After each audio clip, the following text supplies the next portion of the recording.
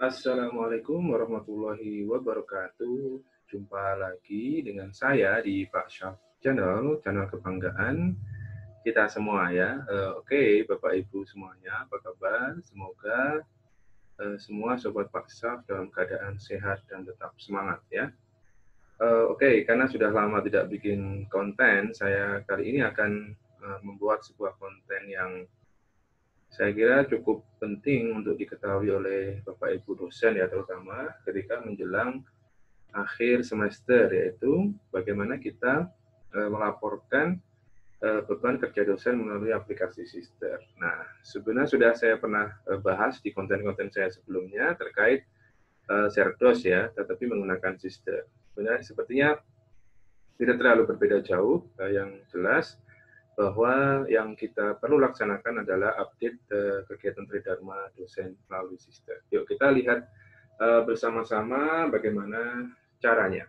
Pertama-tama kita harus masuk ke Sister ya.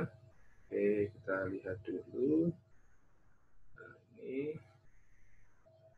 bentar, saya setting dulu di bawah saja.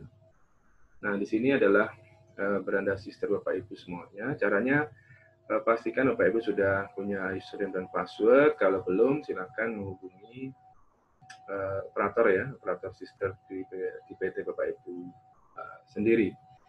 Nah, caranya bagaimana kita bisa mengupdate data-data yang dibutuhkan ya.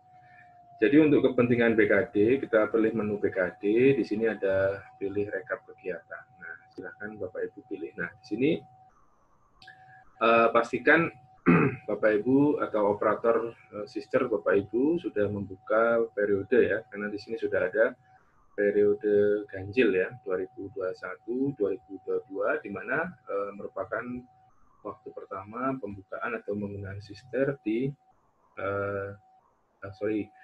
merupakan semester pertama pemakaian Sister sebagai sistem pelaporan beban kerja dosen. Nah, di bagian atas, di bagian info ini ada layanan ini mulai digunakan pada semester genap 2020-2021, namun pada kenyataannya masih ada beberapa penyesuaian sehingga di beberapa dikti disepakati bahwa penggunaan Sister sebagai sistem pelaporan BKD dimulai pada semester ganjil 2021-2022. Nah, di sini ada salian salian PO BKD 2021 ini juga harus dibaca atau Bapak Ibu harus ketahui sebagai cara menghitung beban kerja dan juga dokumen-dokumen yang disyaratkan ketika kita akan mengisi laporan BKD tiap semester. Nah, ini adalah laporan pengantar terbitnya. Kita lihat di sini. Nah, di sini silakan atau belum diisi ya. Silakan klik yang menu warna kuning. Nah, di sini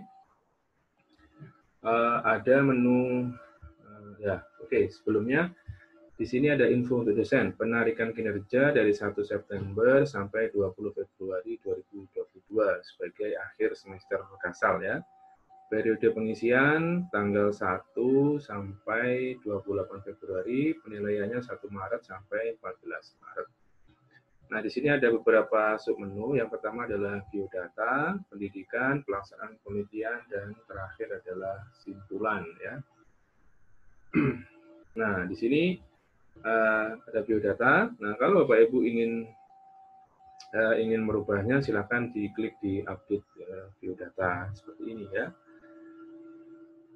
Nah, biodata tidak berubah. Nah, di sini cara merubah biodata sebenarnya kita kembali lagi ke sini ya, di profil. Di sini ada data pribadi. Nah, kalau Bapak Ibu ada perubahan data, silahkan diisi melalui pengajuan di menu profil ya.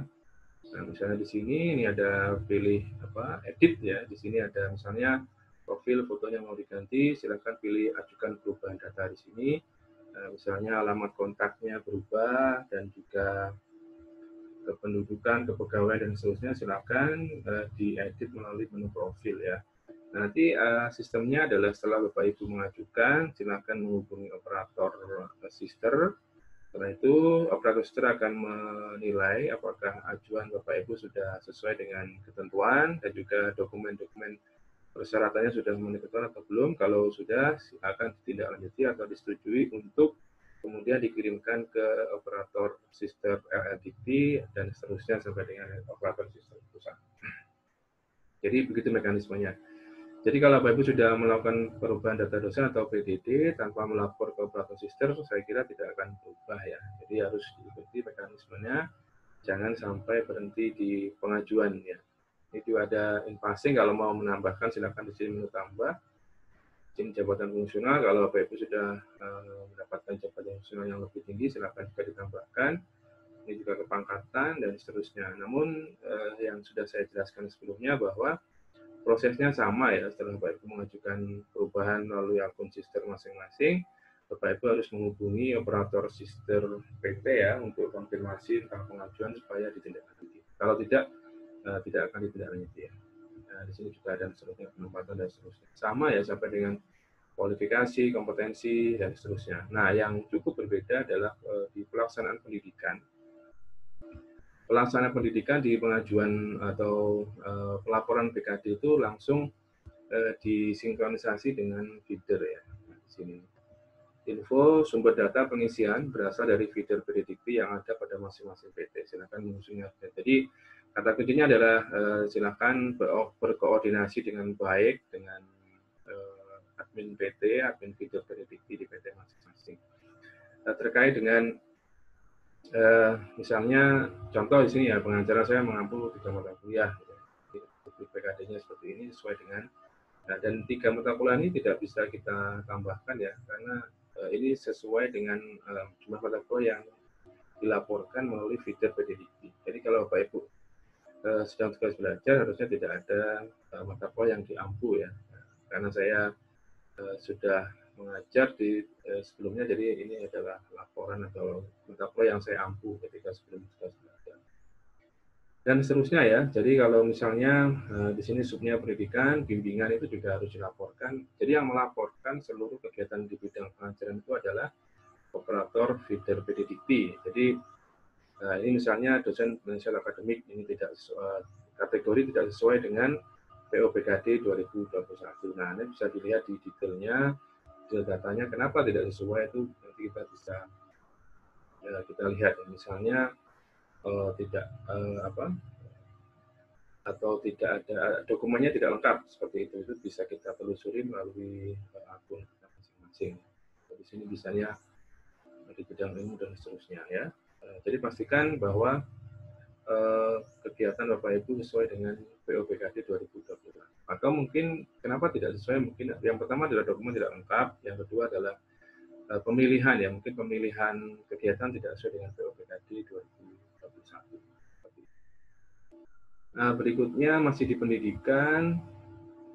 Nah, bagi Bapak Ibu yang mendapatkan tugas tambahan, silakan ditambahkan di sini ya. Misalnya saya sebagai Ketua Lembaga Pendidikan Mutu nanti akan saya tambahkan sebagai penentu ya, apakah Bapak Ibu masuk ke dosen dengan tugas tambahan atau dosen biasa atau DS. Itu terkait dengan kewajiban di bidang pendidikan, penelitian dan pengabdian masyarakat yang bisa penelitian dan pengabdian masyarakat yang bisa 0 ya. Kami tetap memenuhi ketentuan POBKD 2021.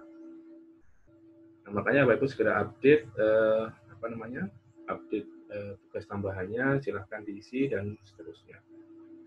Nah, saya kira begitu. Nah, sekarang kita kembali lagi ke layanan BKD ya, rekap kegiatan. Nah, jadi sudah saya jelaskan, saya kira cukup jelas ya bagaimana kita mengupdate data di bidang pengajaran ya, karena memang dari pendidikan, karena hampir semuanya diupdate melalui feeder ya, terutama di bidang pengajaran. Oke, di pendidikan ya, karena saya sedang tugas belajar, jadi saya tidak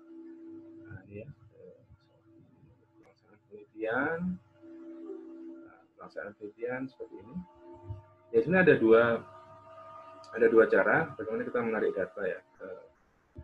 Kita bisa menarik data langsung dari portofolio secara keseluruhan ya. Jadi kalau kita sudah mengisi, kita bisa langsung menarik data secara keseluruhan, atau kita tarik sesuai dengan ini ya, sesuai dengan data yang kita tambahkan di masing-masing menu ya. Misalnya kalau ini penelitian atau beli karya, bisa kita lihat di sini apakah sudah ada yang bisa saya tarik ya. Karena saya sedang belajar, jadi saya tidak bisa Nah, ini misalnya ketika saya klik publikasi, terdapat publikasi yang belum ada dokumen publikasinya. Ini yang membuat dokumen saya tidak sesuai dengan POPKD 2021. Nah, silakan ditambahkan juga. Nah, ini tidak sesuai karena dokumennya tidak lengkap. Nah, yang tanda merahnya tidak sesuai. Tambah ini silakan ditambah secara manual atau bisa juga menu impor publikasi dari Sinta. Jadi pastikan bahwa Sinta Bapak Ibu sudah aktif dan juga bisa kita gunakan untuk menu tambah atau impor dari Sinta. Nah, itu yang menu penelitian ya. Di sini juga ada hasil penelitian yang tidak diseminasikan. Dan ini adalah bukti-bukti ikut seminar dan sebagainya. Silakan. Nah, ini bisa langsung pilih ini ya, tarik ini dari portofolio itu juga. Jadi sebelum memilih itu pastikan bahwa portofolio sudah diisi lengkap ya, secara lengkap sesuai dengan POPKD 2021 dan juga dokumennya lengkap ya. Jadi kita tinggal tarik portofolio tarik portofolio dan seterusnya. Jadi sesuai dengan POPKD ya, silahkan Bapak Ibu nanti pilih kira-kira kegiatan mana yang sesuai dengan pilihan Bapak Ibu, misalnya paten, HKI dan seterusnya. Oke, itu yang dari penelitian. Kemudian kita kembali ke POPKD lagi ya. Kita pilih di sini rekap kegiatan. Oke, sudah saya kembali lagi di sini. Nah, sekarang setelah itu di simpulan ya. Ternyata di sini hanya pendidikan, penelitian, dan simpulan. Nah, simpulannya karena saya sedang PB, jadi otomatis sesuai dengan ketentuan ya. Memenuhi ketentuan perundang-undangan pekerja dosen. Nah, di sini ada pendidikan, penelitian, pengabdian, dan penunjang. Terus silakan bagi yang tidak sedang tugas belajar, silakan diisi dengan lengkap ya, mulai dari pendidikan, penelitian, pengabdian, dan penunjang. Caranya sangat gampang sekali. Silakan misalnya di pengabdian itu misalnya ada pilihan pengabdian, pengelola jurnal, pembicara, jabatan struktural, dan seterusnya. Penunjang juga ada anggota profesi, penghargaan, dan seterusnya. Jadi Bapak Ibu bisa segera mengupdate supaya nanti ketika akan dinilai, karena kalau kita santai mungkin nanti tidak akan bisa memenuhi ya, karena memang banyak sekali aspek-aspek yang harus dilihat dan juga dilengkapi data-datanya. Oke, mungkin itu yang bisa saya sampaikan kali ini secara singkat ya. Sebenarnya lebih baik Bapak Ibu langsung bisa mengeksplor sisternya, jadi pastikan dulu bisa login dengan lancar, kemudian dilihat-lihat aja dulu menu-menunya. Bagi yang belum familiar dengan sister, silahkan dilihat-lihat, kemudian ditentukan dibandingkan dengan POPKD terbaru, kira-kira kalau kegiatan saya ini masuk kemana, terus buktinya apa, itu juga sangat penting bagi Bapak Ibu untuk menentukan supaya kegiatan yang Bapak Ibu klaim sesuai dengan POPKD 2021. Efeknya apa? Ya, bikin PKD-nya simpulannya memenuhi ketentuan perundang-undangan beban kerja dosen. Dan juga yang tidak kalah penting adalah pastikan aksesornya sudah bersedia menjadi penilai PKD Bapak Ibu. Dan nanti ketika sudah saatnya untuk menilai bisa nanti operator PT yang akan memberikan tugas kepada asesor untuk menambahkan asesor dan akan diberikan tugas untuk menilai PKD Bapak Ibu masing-masing. Saya kira itu konten singkat saya terkait dengan bagaimana melaporkan PKD, syarat untuk pencairan tunjangan sertifikasi dosen melalui aplikasi Sister. Mohon maaf kalau ada kesalahan ataupun kekurangan dalam hal menjelaskan.